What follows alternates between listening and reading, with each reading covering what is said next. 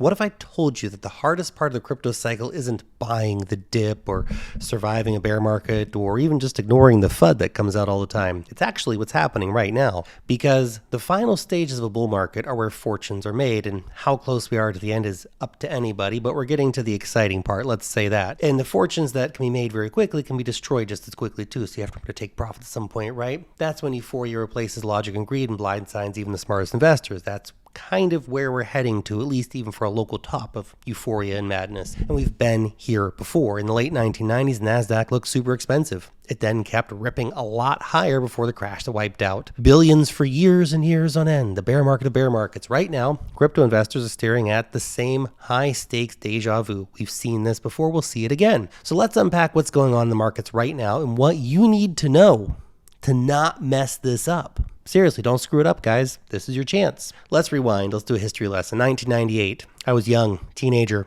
getting high somewhere. The NASDAQ had already exploded higher through the 90s, higher even than I was. Crazy. Should have been putting all that money in Apple back then.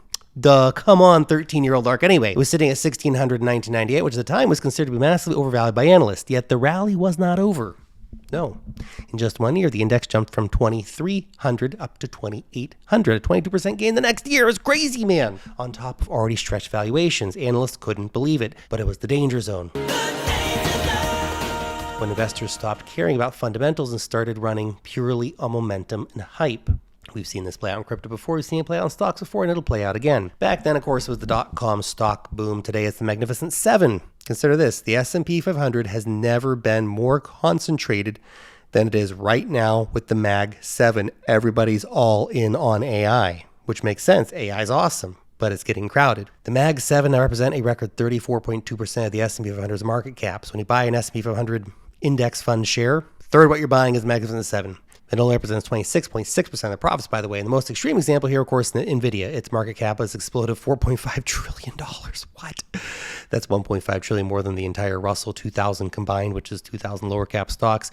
If that doesn't feel like the dot-com bubble all over again, I don't know. Anyway, back then, it was pets.com. It was Yahoo with wild valuations. Today, it's NVIDIA and a new era of meme stocks. But it's hard to compare Yahoo and NVIDIA. NVIDIA is a much more fundamentally important company compared to what Yahoo was back then. So we also have higher quality stuff these days. Look, speculation doesn't stop at the mega caps. Just like the dot-com era, we had penny stock garbage going absolutely parabolic. 2025 had Krispy Kreme, GoPro, even Open Door exploding on Reddit and on X, and traders piling the money in, just like we saw in 2021 with GameStop and all that other BS. GoPro, the company that makes little cameras, ripped 200% in days. Open Door spiked nearly 900% before crashing back down. And none of it has to do with fundamentals. It's just pure crowd psychology of, holy crap, let's buy this. It's going to the moon. We should hop in. It's up 900%. It's probably up 900% more. I better buy a bunch of it. Chase momentum, memes, all that bullshit.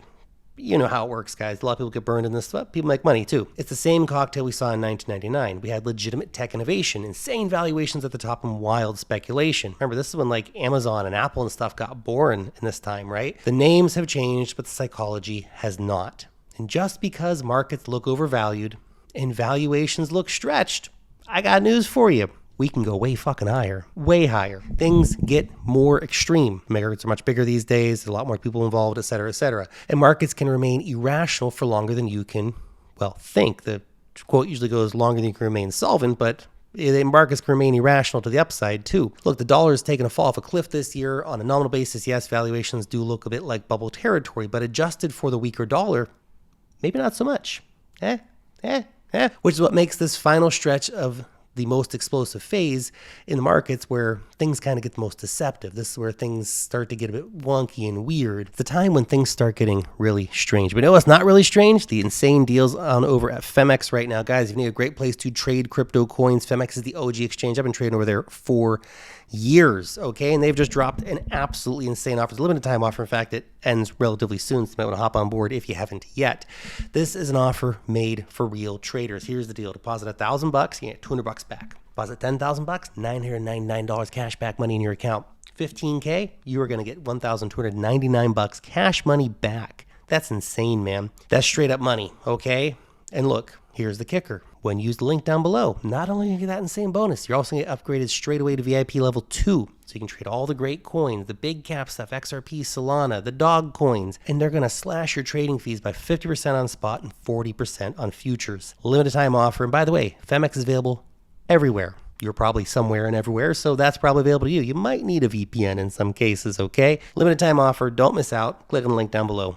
Thank you very much. Okay, now look, guys, here. On the one side, yeah, markets are booming. On the other side, the real economy is having some struggling issues. In July alone, 71 U.S. companies filed for bankruptcy, which is more than during the 2020 pandemic. That's pretty crazy, isn't it? This is including household names like Forever 21. Not Forever 21. God, what are we going to do? Claire's and Del Monte. Didn't I buy pasta sauce or something from them back in the day? Anyway, that's crazy stuff, man. So how can the economy be cracking while markets keep ripping higher? Well, because the stock market is not the economy, and the economy is not the stock market. It's the definition of cognitive dissonance. Investors are ignoring reality because the charts are still green. Everyone's making money. Fuck it, throw more money at the markets. Let's see what happens. We've got the AI sector especially entering into crazy territory. Sam Altman, the CEO of OpenAI, just said the quiet part out loud. He basically said that AI is both the most important technology in decades and a wildly overhyped bubble right now.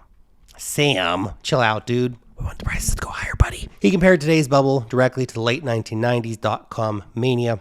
It's a pretty good analysis, and when the AI bubble pops, it's going to be absolutely horrifically bad, and you have to make sure you get out before that happens. But think about that duality. Bankruptcy is accelerating on Main Street while Wall Street is throwing money at ideas that barely exist. Sam Altman called it out bluntly. He said, someone's gonna get burned. It's true. And if history is any guide, it won't be just a few people getting burned. It'll literally be millions and millions and millions of investors who get caught holding the bag on some of these bullshit companies that are going to mean nothing in the long term. It's not just AI investors, it's crypto investors too. Look at all these digital asset treasury companies. Come on, man. Most of these things are worth fucking dick all. Clean up your mouth today, Lark. Gosh darn it. A lot of these companies will be worth very little in a few years, okay? You're being told two stories at once here. One of unstoppable growth. The AI is going to just take over everything. It's being insane. Buy AI companies, buy robotics companies, I am. And another of imminent decline. And the decline will come, but not yet. Not yet. The temptation is to believe the fantasy goes on just long enough to make wild money, right? Because it feels good while it lasts. When it comes to crypto, some investors like Peter Brandt are already starting to flag a 30% chance for Bitcoin having topped this cycle. Peter, he projects a pullback to 60, 70K before November 2026. And then the next bull market will take Bitcoin towards $500,000. But the data tells a different story. Social sentiment around Bitcoin remains shockingly low as or lower than levels that we saw in previous bear market bottoms. Where are all the buyers at, man? It's crazy. Bitcoin has hit all-time highs, yet the crowd isn't euphoric. No euphoria, no proper sentiment to top the market. Markets don't top on people just being bored.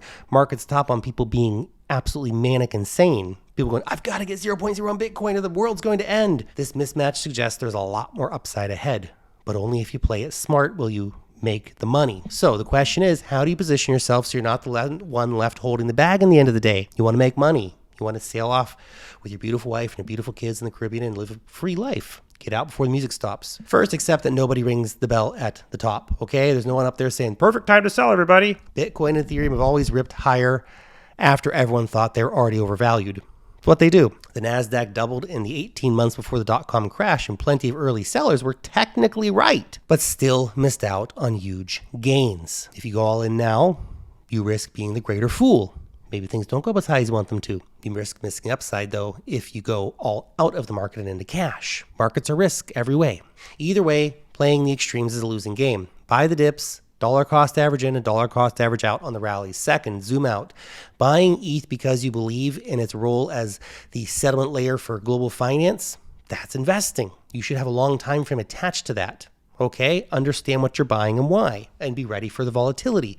YOLOing into meme coins because of a Reddit post, that's gambling. Nothing wrong with speculating for fun. I do it all the time. Sometimes it's more fun than others, but just don't believe the bullshit and don't go all in, okay, on that kind of stuff. Tiny exposure, okay? Long-term wealth is built with boring stuff. Third, control your exposure. Concentrated risk killed dot-com investors. Entire portfolios are wiped out because people own nothing but tech. The same thing happens in crypto every single cycle. People go 100% into altcoins and meme coins, make it big for a few minutes, take a screenshot, not profits, and then get wrecked. Okay, you have to sell these things. You're sitting on life-changing money. For the love of God, change your life, man. I know diversification is boring, but it's the only reason you survive long enough to see the next cycle. Okay, get your money out, put it in boring index funds, put it in bonds.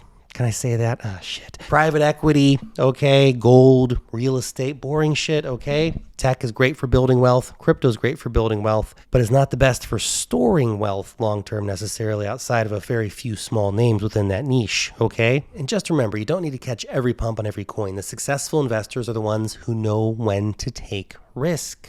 Timing is important, and they also know when to de-risk. Okay, because if you're trading a lot of this stuff, we're talking about long-term, 10-year, 20-year holding Bitcoin, Ethereum, Solana, whatever, that's different. If you're speculating on altcoins, which I know you are, then you got to have an exit strategy and a firm one that you stick to, okay? The crypto market could go higher for longer than you'd expect. It's true, but you still need to have an exit plan. Ignore the noise. Don't start getting comfortable with not selling. Start getting comfortable with pressing the sell button. Make it a habit. Just force yourself to sell like even $10 worth of cryptocurrency every week so you know where the sell button is, man. Do you know where the sell button is? Have you seen it before on any days except when the markets are crashing to hell? Make sure that on a green day, you know where the sell button is. You know how to push it. You're familiar with it. You get in there and say, oh, there's the sell button. I've pushed that before. I'll push it again. And here's a little secret. When the numbers start getting big, and I hope that you guys see this for your life and have this experience, when the numbers start getting really silly on some of these coins and you start making actual money and you're sitting there thinking, holy crap, I'm a genius. I got news for you. You're not a genius. It's just a bull market. Enjoy the ride. But when that happens, if you have no habit of ever having clicked the sell button, it's going to be really hard. When it comes time to click it, you won't know how to do it. You'll look at it, you'll say, there it is, but I don't know how to push it. The greed is telling me everything's going to double again tomorrow. Why would I sell now? I'm an idiot. You need to have familiarity with hitting the sell button. Okay? Build the habit. Thanks for watching.